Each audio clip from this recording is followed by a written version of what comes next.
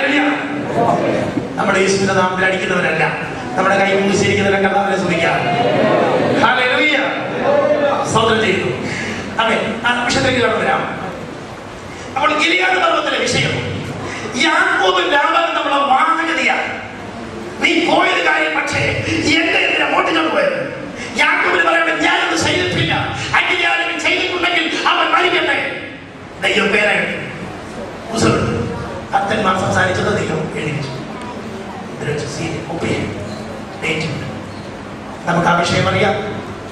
സ്വന്തം വീട്ടിൽ കടക്കുന്നതിന് മുമ്പേ ആ ഗ്രഹബിംബം എടുത്തുകൊണ്ട് പോയ സഹോദരി മരിച്ചു വഴിയിൽ വീണു. യാക്കോബിന്റെ വിശ്വാസ ജീവിതത്തെ തരണം ചെയ്യാൻ കഴിയാത്ത ഒരു വലിയ പ്രശ്നമായി നിൽക്കത്തക്കവണ്ണം സ്വന്തം ഭാര്യ പിഴഞ്ഞു മരിക്കുകയാണ്. വാഗ്ദത്ത ദേശത്ത് ചെല്ലുന്നതിന് മുമ്പേ കാര്യമെന്ന് ദൈവസന്നിധിയിൽ അവൻ പറഞ്ഞ വാക്ക, അവൻ മരിക്കണം. ദൈവം കൊടുക്കണേ. എന്റെ നീതിമാൻ വിശ്വാസത്താൽ ജീവിക്കുമെന്ന് പറയുമ്പോൾ കുറെ പേര് മരിച്ചു വീഴുന്നു. ഇസ്രായേൽ മക്കളുടെ ജീവിതത്തിലോ സംഭവിച്ചത്. ഇത് സീരിയസ് ആയിട്ട് ജീവിതമാണ്. ഇത് കുഞ്ഞു കളിക്കുന്ന ജീവിതമല്ല. നമുക്ക് ഇവിടെ ഒരു ജീവിതമേ ഉള്ളൂ. നമുക്ക് ഫാൻസി ഡ്രസ്സിനുള്ള സ്ഥലമല്ല ദൈവസഭ. മറ്റുള്ളവരെ കാണിക്കാനുള്ള സ്ഥലമല്ല ദൈവസഭ എന്ന് പറയുന്നത്. അവർ നമ്മെ കണ്ടുകൊണ്ടിരിക്കുന്ന അഗ്നിജ്വാലയുടെ കണ്ണുകളുണ്ട്. അവർ നമ്മെ സ്നേഹിക്കുന്ന അപ്പച്ചന, ഏത് സമയത്ത് ഓടിച്ചത് അപ്പച്ച എന്ന് വിളിക്കാൻ പറ്റും. പക്ഷേ അവൻ ദൈവത്തിന്റെ നിയമങ്ങൾ കടന്നേച്ച് ദൈവം ഊടാടുവാൻ മനുഷ്യനല്ല, അവൻ അയഞ്ഞു പോകാൻ അവൻ മനുഷ്യപുത്രനുമല്ല. വഞ്ചിക്കുവാനോ വഞ്ചന പറയാനോ അവന് സാധിക്കത്തില്ല. അവൻ വിശ്വസ്തനാകിയാൽ കർത്താവിനെ സ്തുതിക്കുന്നു.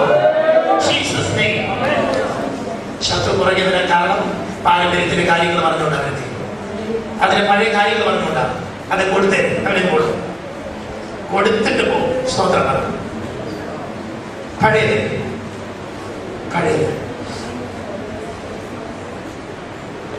ഞാൻ പറഞ്ഞിട്ടുണ്ടെന്ന് എനിക്ക് തോന്നി. എനിക്ക് ആൾക്കാരെല്ലാം കൂടെ കൂടി ഇങ്ങനെ ചീട്ട് കളിച്ചോണ്ടിരിക്കുക. ഒരു ചീട്ട് കളിക്കാരനായ ഒരു മനുഷ്യനായിരുന്നു. പിന്നത്തിൽ അദ്ദേഹം ഒരു മാസ്റ്ററായിട്ട് മാറി. ഭയങ്കര ചീട്ട് കളിക്കാരനായിരുന്നു. മാസ്റ്ററായി കുറെ നാൾ കഴിഞ്ഞപ്പോൾ വിശ്വാസത്തിൽ വന്നു. പലരൊക്കെ പഠിച്ചു. മാസ്റ്റർ ഇങ്ങനെ നിൽക്കുന്നുണ്ടെ ബസ് കയറാൻ ഇങ്ങനെ കാത്തു നിൽക്കുക.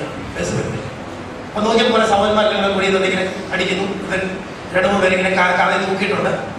ഇതെല്ലാം കണ്ടുകൊണ്ട് സമയത്തൊക്കെ ഇങ്ങനെ അടുത്ത് സ്വന്തം നേരം കഴിഞ്ഞപ്പോൾ 2 പേരെ ഇങ്ങനെ കണ്ടുകൊണ്ടിരിക്കുകയായിരുന്നു. കണ്ടുകൊണ്ടിരിക്കുന്നു. സ്വന്തം നേരം കഴിഞ്ഞ് നല്ല പരുവത്തിനൊരു ചീട്ട് വന്നു കഴിഞ്ഞപ്പോ പുറകെ നാൾ പറഞ്ഞു, എന്റെ തടിയനായി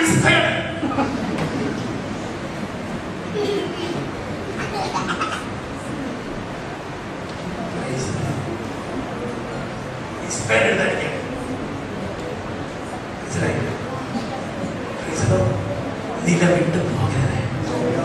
നമ്മളെ ഏൽപ്പിക്കാത്ത കയറരുത്. വിട്ട് കിടന്നതെല്ലാം വിട്ടേ.